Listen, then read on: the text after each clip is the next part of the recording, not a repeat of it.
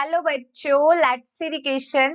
Hiccup और hiccup is due to activity of option A intercostal muscle, option B food in ear tract, option C diaphragm और jerky incomplete inspiration and option D inadequate oxygen in environment.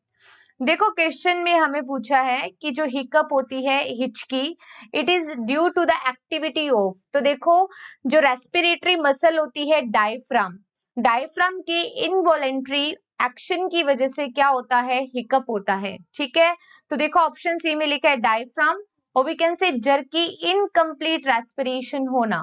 Basically जब inspiration होता है तो उस case के अंदर diaphragm की muscle में कॉन्ट्रैक्शन होता है, लेकिन अगर ये मूवमेंट इनवॉलेंट्री हो रही है तो इस केस को हम क्या बोलेंगे, हिकअप. तो यहाँ पे जो करेक्ट आंसर होगा that is only option C. Best of luck.